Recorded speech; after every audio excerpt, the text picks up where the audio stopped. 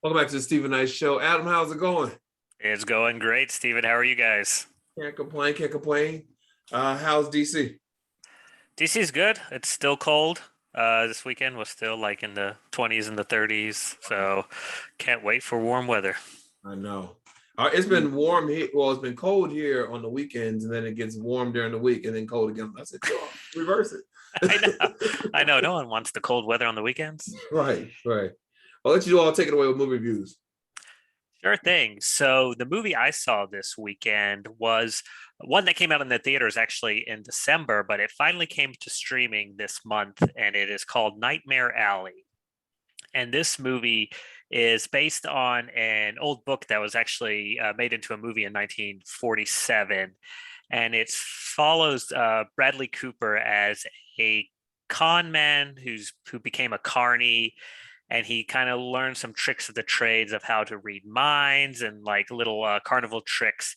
And what he ends up doing is he moves to a new city to perform these tricks with rich people. And there is when he meets the psychologist who kind of pulls him into this web of how he can get money and swindle even kind of the more elite and wealthy in this city, and what happens along the way. So it's I don't want to spoil too much, but it's definitely kind of one of those psychological thrillers. It reminds me of a Twilight Zone like episode or story turned into a movie. And it's directed by Guillermo del Toro, who's famous for, of course, Shape of Water, Pan's Labyrinth, and it has an all-star cast. I mean, this is, and including Bradley Cooper, we had Kate Blanchett, Toni Collette, Willem Dafoe, Rooney Mara, Ron Perlman, and it is on the long side at 2.5 hours, but it actually flows very well. So this is a movie I would recommend for almost everyone. I will say the ending is a little dark, and you are in this kind of world where people are tricking and cheating and letting others down. But I really enjoyed it. Bradley Cooper did a great job. Everyone did a great job, and you really get sucked into this world of how this carney in the late 30s, early 40s kind of came about, and his plans of trying to cheat everyone. So highly recommend. It's on Hulu for streaming. So if you have a Hulu account, definitely check it out. And yeah, it was really good. Cool. I will check it out. So the only film I saw, technically film I saw, was called "And Just Like That" documentary, which is basically a documentary on the Sex in the City spin-off reboot, um, which was cool. I don't know if did anybody watch "And Just Like That"? I watched Just Like That. I didn't watch the documentary. I did see up there, but I didn't watch it. Okay.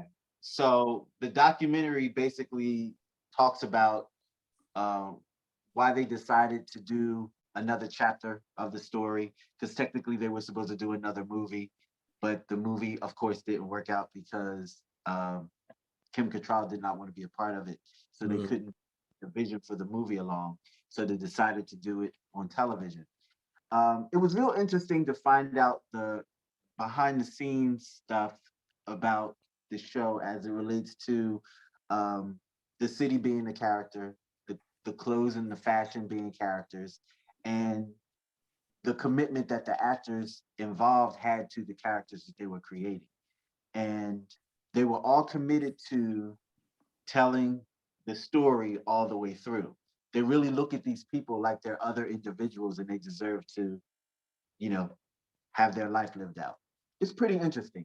Um, I was flabbergasted about the expense and how much money they spend to make the show.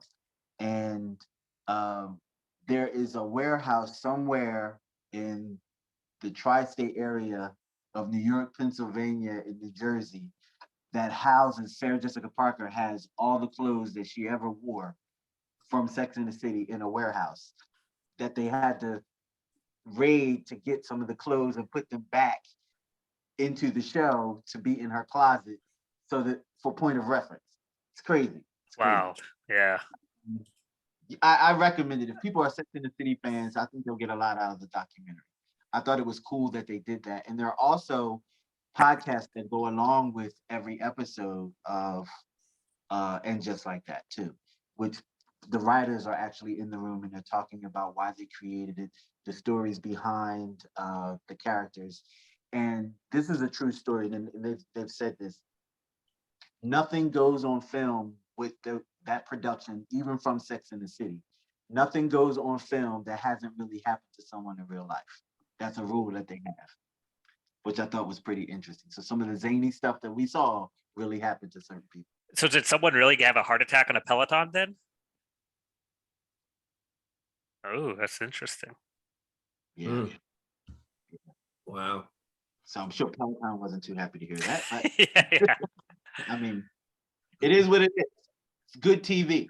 That's interesting too. And I know you have some more to talk about, but it's, there was a time period where you'd watch a TV show or watch a movie and you would have to wait for like the DVD to come out to get the commentary during those episodes, or even documentaries coming out years later. And I think we're at an age where, as you can see, it happens in parallel. You could watch the episode, you could listen to the basically commentary after the episode, and then you can watch the documentary right after you finish the season. So it's kind of an interesting way that media has kind of brought the creators to the forefront along with you.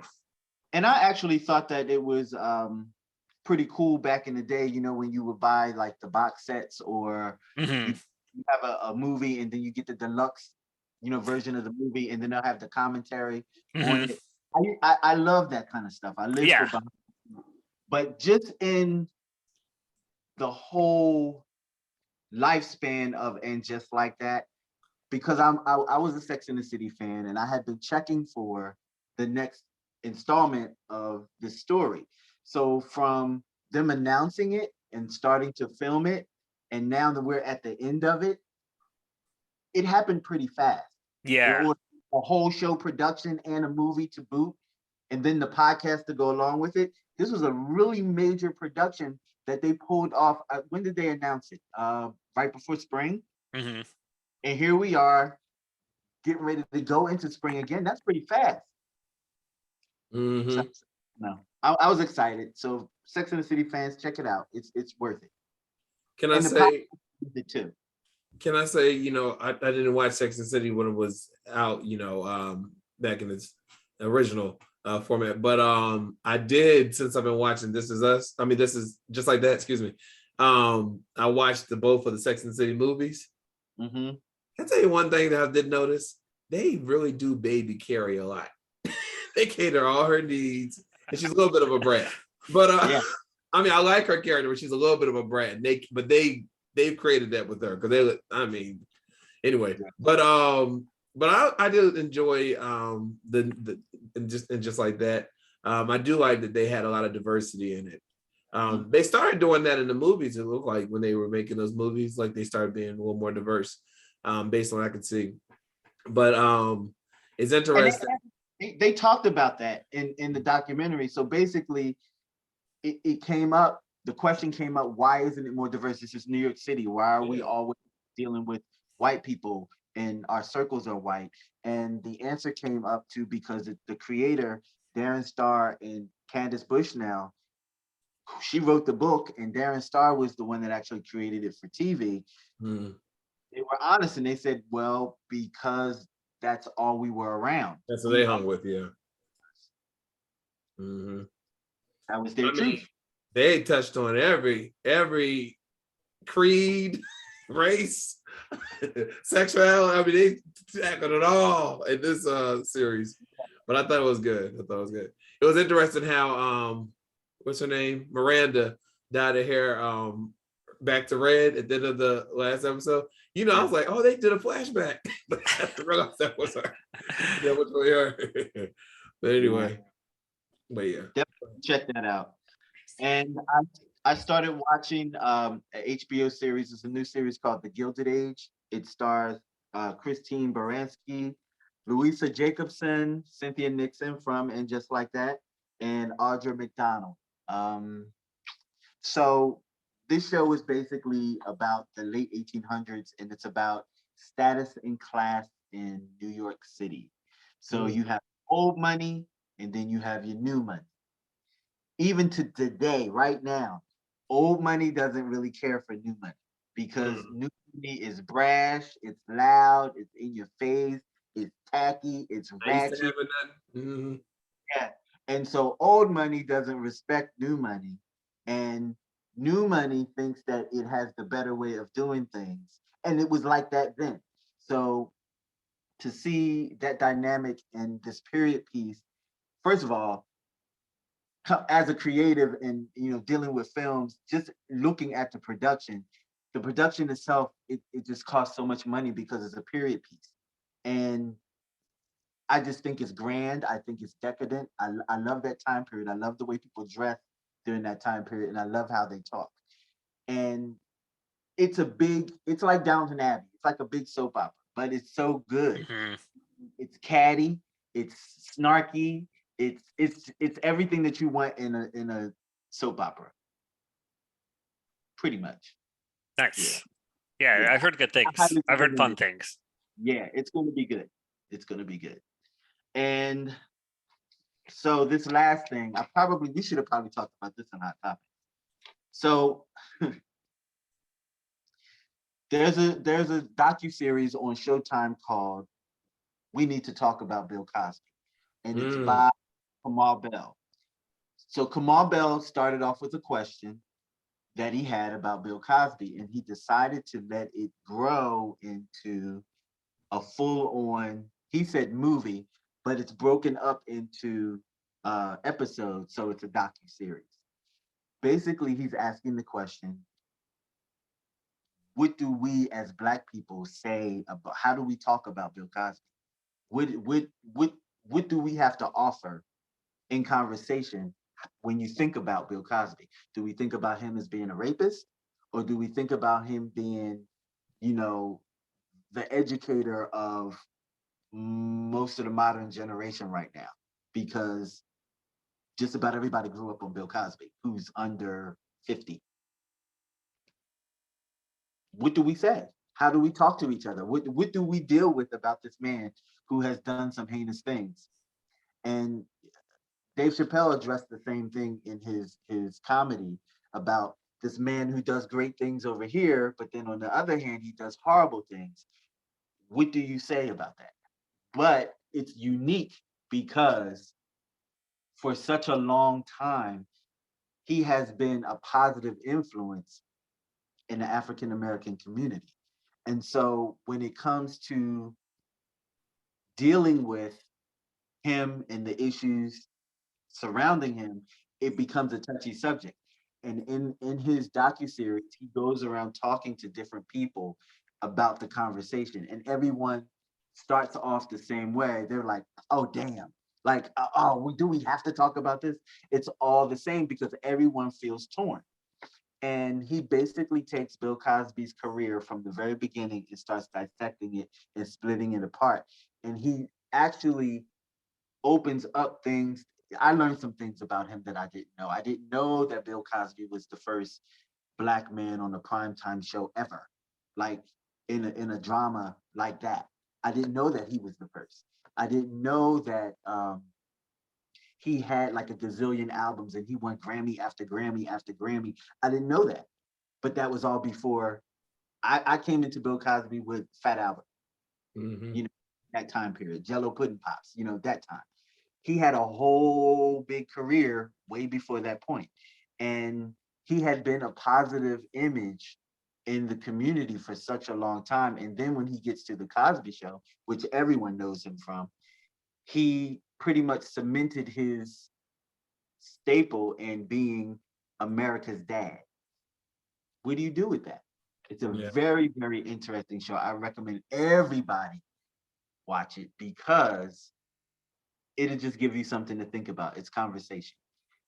I want both of you to actually watch it and then we can talk about it because I find it to be very interesting.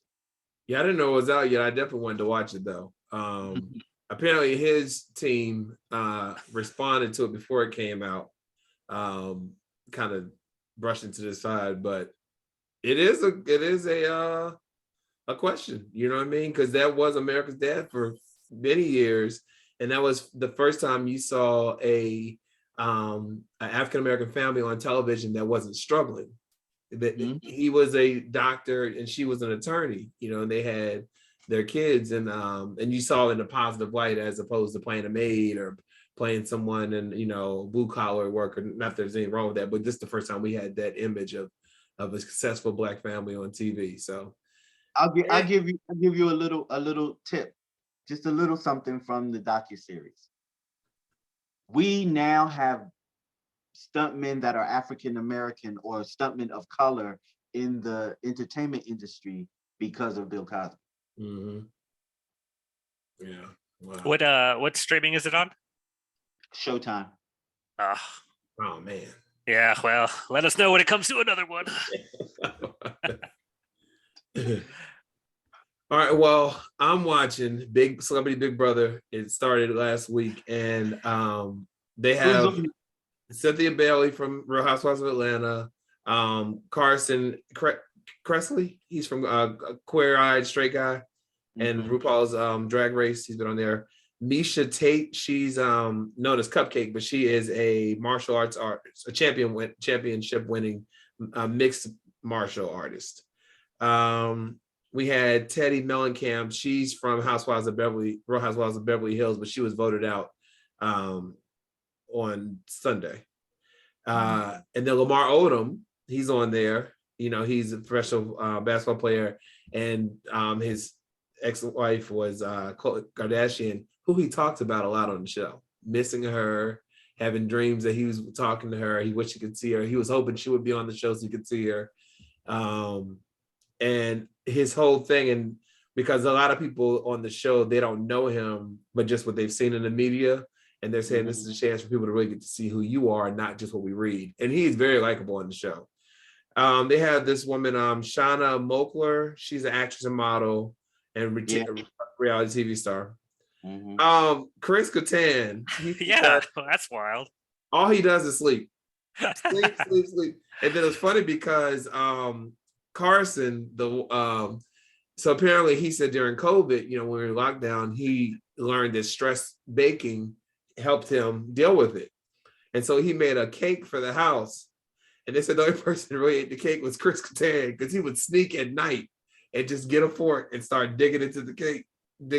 And he's just interested. It's like, why are you here? They have the first Asian American woman, Mira Nasu. She is a Olympic figure skater.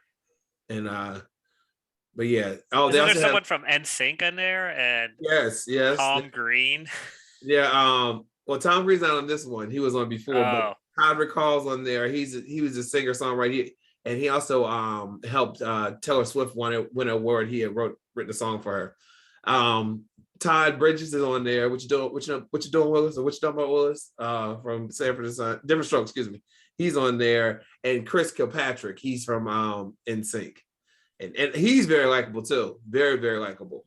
But it was funny because I don't think people knew who he was initially, because Cynthia was one of the first people to get there, and she said to him, "And how should I know who you are?" Like that was her way of, "Who are you?" You know what I mean? But he said, "NSYNC." Oh yeah, they didn't know. But he's actually very likable, very likable. But it's at first it was kind of like, but now I've seen 3 episodes. I think one airs tonight. Now I'm back in the Big Brother feeling, because now they're eliminating and they're conspiring. One guy, he's in about 6 different alliances. He said, "I think he won't be working with me," but it's good. It's good. So definitely back on the Big Brother thing. They initially said that Nene and I Love New York, that show, Tiffany from Love New York with Flavor Flav. They were supposed to be on there, but the rumor was that Tiffany didn't want to get the COVID vaccination, so that's why she wasn't on the show. And then Nene, I don't know what happened with that, but they have Cynthia. So, but it's good. So it's back to weekly updates about Big Brother. Back to weekly updates. Oh god. All right, anything coming down the pipeline before we wrap? Yeah, there's a new Agatha Christie movie, Death on the Nile, that's coming out this weekend. Not new, but it's the mystery series, Murder on the Orient Express, that kind of style movie. That kind of looks good because I'm a big fan of those murder mystery movies. And then for anyone who's a fan of the Uncharted video games, later this month, the Uncharted movie comes out, Tom Holland and Mark Wahlberg. So both of those are kind of popping up on my radar. We'll see if I get around to catching them. Okay. I've seen a few trailers, but the trailers that I've seen they're not moving me. You know, there's a bunch of action stuff that comes out, like this new one, Moonfall, with like Halle Berry. Oh yeah, the apocalypse or the end of the world kind of movie. Yeah, we got that genre. I'm surprised that's still a genre, but yeah, it's very interesting. Well, they had that one on Netflix with Meryl Streep and all those actors. That was on Don't Look Up. That was really good. Yeah, but that wasn't an action movie. That was like kind of more of a.